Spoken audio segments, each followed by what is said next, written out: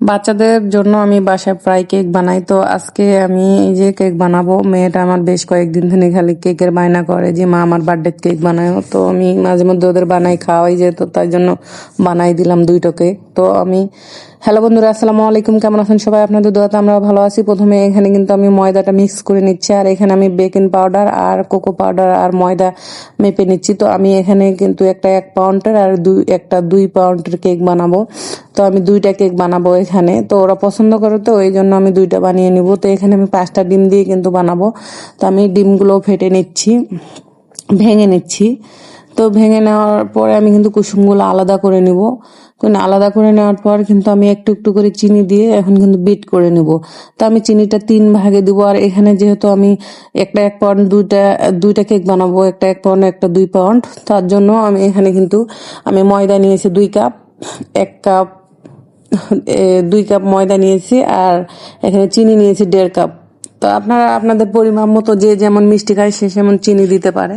তো আমি এরকম দিলে এই মিষ্টিতে আমার হয়ে যায়, কারণ কেকের ডেকোরেশন করতে করতে সিরাপ টিরাপ দিলে মনে করেন যে মিষ্টিটা পারফেক্ট হয়ে যায়, ক্রিমের আবার থাকে। তো আমি এখানে এই যে দেখেন কথা বলতে বলতে কিন্তু আমার এখানে প্রায় ফ্রম হয়ে যাচ্ছে। তো আমি একটু তেল দিয়ে দিলাম। তেলটা আসলে অল্প দিলেও হয় আর একটু বেশি দিলেও হয়, যার যেরকম ইচ্ছা দিবে। তো আমি এখানে আমার পুরো মাপ মতো আমি একটু দিয়েছি, যেন স্বাদ হয়, অনেক মজা লাগে খেতে।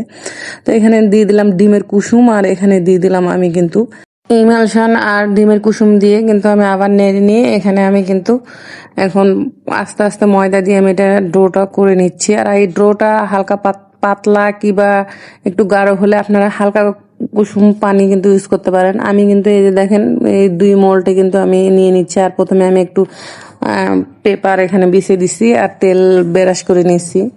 তো এই যে এটা 1 পাউন্ডের আর ওটা 2 পাউন্ডের। তো আমি দুটাই সুন্দর করে আগে নিয়ে নিচ্ছি। তারপরে এখানে তো একটা যে কোনো কাঠি দিয়ে আপনারা এভাবে একটু ভিতরে সুন্দর করে নাড়া দিয়ে নিতে পারেন, তাহলে ভিতরে কোনো ফাঁকা থাকবে না আর কেকটাও খুব ভালো হবে। আমি এখানে দুই দিক বসাই দিচ্ছি। তো কেকগুলো আসলে আমি কখনো কারো থেকে শিখিও নি, কিংবা কেউ থেকে দেখেও নিইনি, আমি ইউটিউবে দেখেই শিখছি। তো পারফেক্ট হয়। তা আপনারাও চাইলে এভাবে ঘরে বানায় বাচ্চাদের খাওয়াতে পারেন। তো আমি এখানে এখন ক্রিমটা ফর্ম করে নেব, কারণ ডেকোরেশন করার জন্য।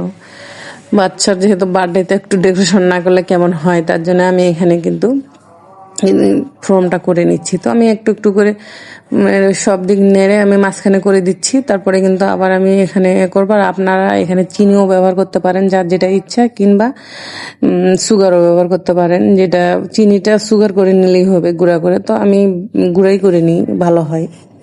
বাসায় ব্লেন্ডার দিয়ে আমি গুঁড়া করে নিই, যার যেভাবে ইচ্ছা। তো আমি এখানে তো ডেকোরেশন করে নিচ্ছি। আমার বাচ্চারা চকলেট কেকটা খুবই পছন্দ করে। আমি বেশিরভাগ চকলেট কেকটাই বানাই, কারণ আমি তো আর ব্যবসা করি না, বাসার জন্য আমার চকলেট কেক যেহেতু পছন্দ করে, এই জন্য আমি এই কেকটাই বেশি বানাই।